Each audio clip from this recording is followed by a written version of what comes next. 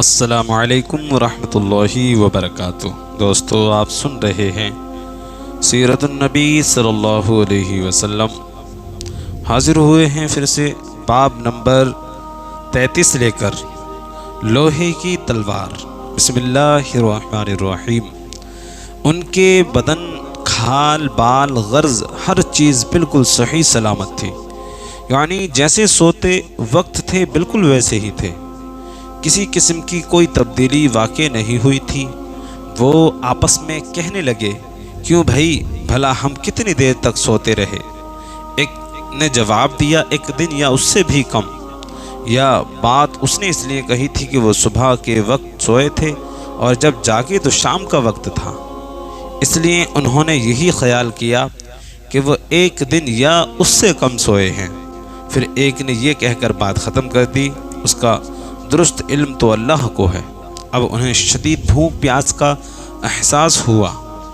انہوں نے سوچا بازار سے کھانا منگوانا چاہیے، پیسے ان کے پاس تھے، ان میں سے کچھ وہ اللہ کے راستے میں خرچ کر چکے تھے، کچھ ان کے پاس باقی تھے۔ ایک نے کہا، ہم میں سے کوئی پیسے لے کر بازار چلا جائے اور کھانے کی کوئی پاکیزہ اور عمدہ چیز لے آئے، اور جاتے ہوئے اور آتے ہوئے اس بات کا خیال رکھے کہ کہیں لوگوں کی نظر اس پر نہ پڑے۔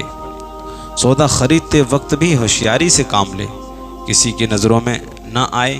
اگر انہیں ہمارے بارے میں معلوم ہو گیا تو ہماری خیر نہیں، دقیانوس کے آدمی ابھی تک ہمیں تلاش کرتے پھر رہے ہوں گے۔ چنانچہ ان میں سے ایک غار سے باہر نکلا، اسے سارا نقشہ ہی بدلا نظر آیا۔ اب اسے کیا معلوم تھا کہ وہ 309 سال تک سوتے رہے ہیں۔ اس نے دیکھا کہ کوئی چیز اپنے پہلے حال پر نہیں تھی، شہر میں کوئی بھی اسے جانا پہچانا نظر نہیں آیا۔ یہ حیران تھا، پریشان تھا اور ڈرے ڈرے انداز میں آگے بڑھ رہا تھا۔ اس کا دماغ چکرا رہا تھا، سوچ رہا تھا کہ کل شام تو ہم اس شہر کو چھوڑ کر گئے تھے، پھر یہ اچانک کیا ہو گیا ہے؟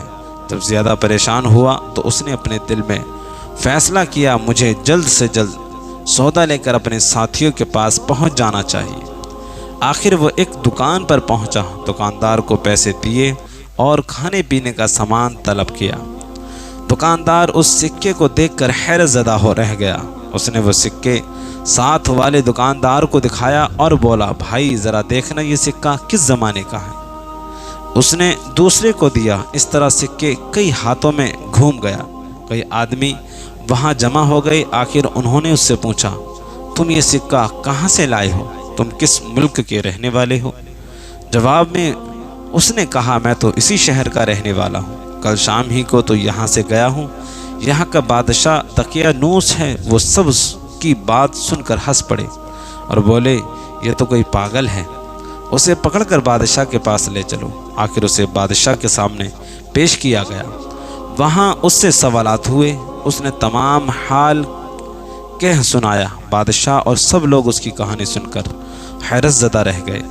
آخر انہوں نے کہا، اچھا ٹھیک ہے، تم ہمیں اپنے ساتھیوں کے پاس لے چلو، وہ غار ہمیں بھی دکھاؤ۔ چنانچہ سب لوگ اس کے ساتھ غار کی طرف روانہ ہوئے۔ ان نوجوانوں سے ملے اور انہیں بتایا کہ دقیانوس کی بادشاہت ختم ہو گئی، 3 صدیاں بیت چکی ہیں اور اب یہاں اللہ کے نیک بندوں کی حکومت ہے۔ بہرحال ان نوجوانوں نے اپنی بقیہ زندگی اسی غار میں گزاری اور وہیں وفات پائی۔ بعد میں لوگوں نے ان کے اعزاز کے طور پر پہاڑ کی بلندی پر ایک مسجد تعمیر کی تھی۔ ایک روایت یہ بھی ہے کہ جب شہر جانے والا پہلا نوجوان لوگوں کو لے کر غار کے قریب پہنچا تو اس نے کہا، تم لوگ یہیں ٹھہرو، میں جا کر انہیں خبر کر دوں۔ اب یہ ان سے الگ ہو کر غار میں داخل ہو گیا۔ ساتھ ہی اللہ تعالیٰ نے ان پر پھر نیند طاری کر دی۔ بادشاہ اور اس کے ساتھی اسے تلاش کرتے رہ گئے، نہ وہ ملا اور نہ ہی وہ غار انہیں نظر آیا۔ اللہ تعالیٰ نے ان کی نظروں سے غار کو اور ان سب کو چھپا دیا۔ ان کے بارے میں لوگ خیال ظاہر کرتے رہے کہ وہ 7 تھے، 8واں ان کا کتا تھا، یا وہ 9 تھے، 10واں ان کا کتا تھا۔ بہرحال ان کی گنتی کا صحیح علم اللہ ہی کو ہے۔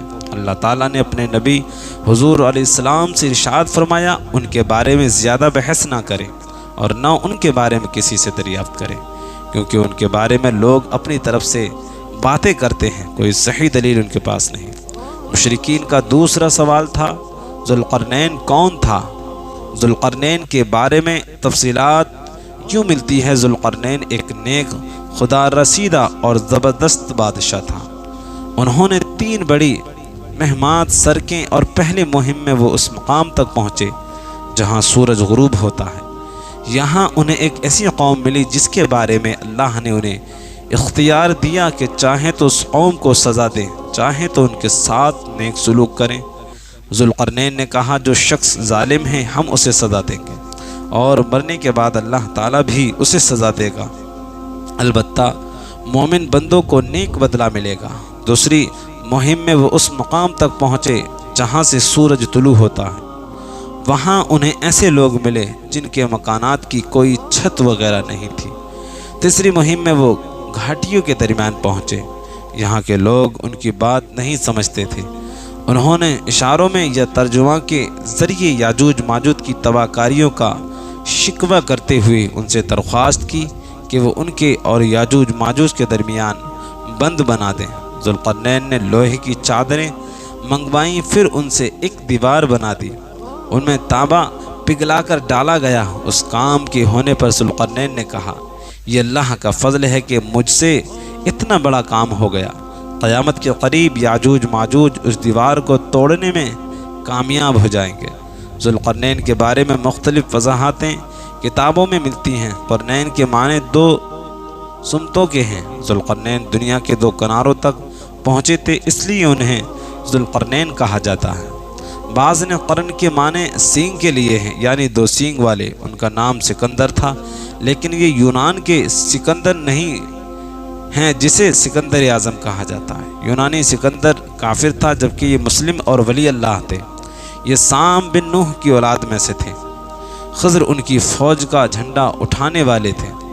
تیسرے سوال یعنی روح کے بارے میں اللہ تعالیٰ نے ارشاد فرمایا یہ لوگ آپ سے روح کے بارے میں پوچھتے ہیں، آپ فرما دیجئے کہ روح میرے رب کے حکم سے قائم ہے، یعنی روح کی حقیقت اسی کے علم میں ہے، اس کے سوا اس کے بارے میں کوئی نہیں جانتا۔ روح کے بارے میں یہودیوں کی کتابوں میں بھی بالکل یہی بات درج تھی کہ روح اللہ کے حکم سے قائم ہے، اس کا علم اللہ ہی کے پاس ہے اور اس نے اپنے سوا کسی کو نہیں دیا۔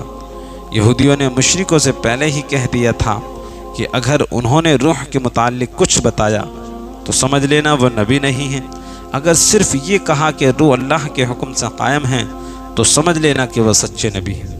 آپ نے بالکل یہی جواب ارشاد فرمایا۔ لگے ہاں تو یہاں ایک واقعہ بھی سن لیں۔ جب مسلمانوں نے ہندوستان فتح کیا تو ہندو مذہب کا ایک عالم مسلمان عالموں سے مناظرہ کرنے کے لیے آیا۔ اس نے مطالبہ کیا میرے مقابلے میں کسی عالم کو بھیجو۔ اس پر لوگوں نے امام رکن الدین کی طرف اشارہ کیا۔ تو دوستو یہ تھا باب نمبر 33 سیرت النبی کا۔ یہاں تک آپ کو پسند آیا تو ہمارے چینل کو سبسکرائب کر کے بیل آئیکن کو دبائیں۔ ملتے ہیں انشاءاللہ اگلے باب۔